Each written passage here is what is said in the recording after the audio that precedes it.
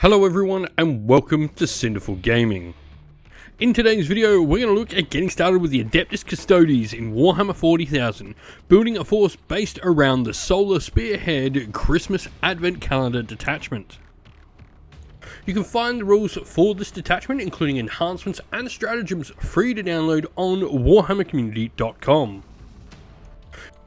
Today's video is sponsored by Gap Games, a fantastic miniature wargaming store in Queensland, Australia. They stock a wide variety of miniature wargames from all things Games Workshop to some of my personal favourites, Conquest of the Last Argument of Kings, and all things Modifius wargames as well. Use our affiliate code in the link below to help support both this fantastic store and the channel as well. And so, to begin with, one of the cool things about this detachment is giving the character keywords to some of our walkers. And the first of these walkers we're going to look at is the Contemptor-Achillus Dreadnought. This model is a nice toughness 9, 10 wounds, 2+ save, and a 5+ invulnerable as well. A fantastic dreadnought base to begin with. And we've got the options for a couple of different weapons. First of all, we'll have our Achilles Dread Spear, which is a solid lance weapon in melee and also does a little bit of damage at range. And then we get the option of either having our Lastrum Storm Bolters, which can be replaced with a mix of any of the Infernus Incinerators or Twin Adrathatic Destructors. And you can have sort of any options of those you want. You can have one of this, one of the other, double of all of them if you want. It's a really cool way to load out. Now we do have the Dread Foe ability where each time this model is selected to fight, you can select an enemy unit with engagement range and roll a d6, adding 2 to the result if the model made a charge move on the turn. On a 4 to 5 they suffer d3 mortals, and on a 6 they'll suffer 3 mortals. This is a pretty cool way to get some extra damage out of your Dreadnought and help take down those targets that are just a little bit beyond your basic damage dealing capabilities. Now the other Dreadnought we're going to look at is the Venerable Contemptor Dreadnought. This is the standard Dreadnought that you'll find inside the Adeptus Custodes Codex. Now, you do have the same sort of stat line, toughness 9, 10 wounds, 2 up save, 5 up invulnerable, and all of that. Then you've got some different weapon options. Here you'll have one of your arms be either a Chaos autocannon or a multi-melter. One of these is a nice devastating wounds weapon, while the other is obviously a melter weapon, getting some good anti-armor power into your force. You'll be armed with a Contemptor close combat weapon, which is 5 attacks at a 2 to hit, strength 12, minus 2 AP and damage 3, which also comes with an underslung combi bolter for a little bit of extra shooting. The Unyielding Ancient ability means the first time this model is destroyed, remove from play without resolving its deadly demise. Then at the end of phase you roll a d6, and on a 2+, you set this model back up on the battlefield as if it hadn't been slain. Pretty cool, and you do so with d6 wounds remaining. Now we do need some infantry in our force, and we're going for Custodian Wardens. These are a decent unit with toughness 6, 2+ save, 4 up invulnerable and 3 wounds apiece, and you get 5 of them in the unit when you take it at full size. Now they have the option of taking either Castellan Axes or Guardian Spears. Both these weapons are at range assault, though in melee is where the differences come in. Castellan Axes are a higher strength but lower AP and higher damage with 1 less attack. You get an extra attack with your Guardian Spears, but you do drop 2 points of strength and a point of damage, but gain an extra point of AP for AP minus 2. I generally do think that it is the AP that really is going to matter, so AP minus 2 damage 2 probably gets through more damage than those axes.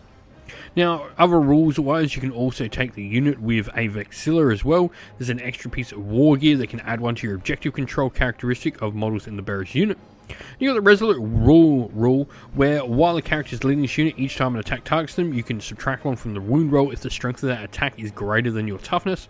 And the Living Fortress ability means once per battle at the start of any phase, this unit can use the ability and it'll gain a Feel No Pain 4+.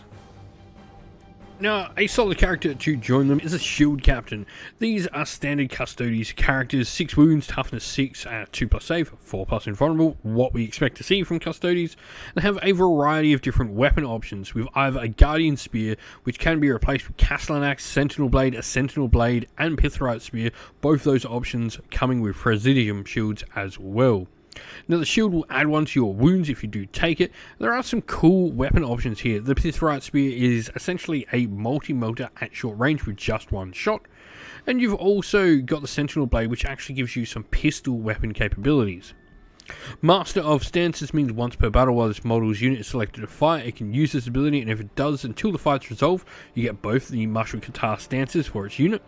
And then once per battle round, you can select this model from your army with this ability, and you can reduce the CP usage for stratagems used on that particular unit.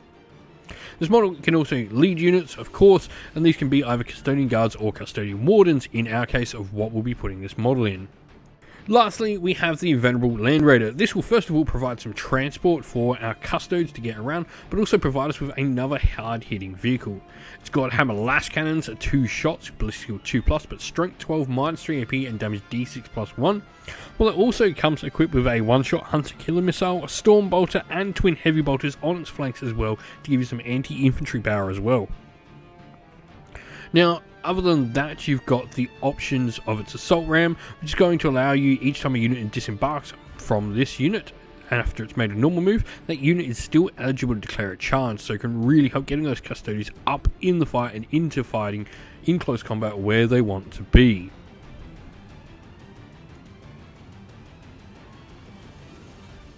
Now, our force today is Adeptus Custodes using the Solar Spearhead Detachment, and this gives us the Auric Armor Special Rule. This means while Adeptus Custodes units from our army is at its starting strength, you can add 2 to its objective control. While it's below its starting strength, you can reroll hit rolls of 1, and while it's below half strength, you can reroll hit rolls of 1 and reroll wound rolls of 1 as well. We also have the Moroidi Ancients rule, where we add 2 to the move characteristic of models with the Adeptus Custodes walkers in our army, and add 1 to their advance and charge rolls as well. While keywords in the Muster's army step, we can select up to 2 walker models from our army to gain the character keyword. Yes, this does mean that one of those models can become our warlord. So, to begin with, first of all, we have our characters, and we've chosen to make one of the Dreadnoughts, our Contemptor-Achillus Dreadnought, which is going to be equipped with 2 Lastrum Stormbolters to be our warlord and take on the character keyword. And it's also got the Adamantine Talisman. This allows you to improve the attack, strength, and damage characteristic of its melee weapons by 1. We then also have our shield captain there as well with Pithrite Spear and Presidium Shield, but he's also taken a upgrade as well, an enhancement called Veteran of the Cataphractoi, which means Adeptus Custodes models that are vehicles or mounted within 6 inches of the bearer in your movement phase, select one of them, and that unit is eligible to shoot in a turn in which it fell back. For infantry, we've then got our unit of Custodian Wardens, we've got our Vexilla in there, and all of them have gone for taking Guardian Spears. Lastly, we have our vehicles, and firstly, we have our Venerable Contemptor Dreadnought. This model's chosen to take the Kara's Assault Cannon. And then we have our Venerable Land Raider, which has both a Stormbolter and Hunter-Killer missile upgraded on it as well. We hope that you found this video helpful in getting started with Warhammer 40,000, and that it was able to give you some ideas and inspiration to start your own force in the game. If you have any further questions, please comment down below, and while you're there, don't forget to drop a like, subscribe, and join our Discord server to check out all of our future Warhammer 40,000 content.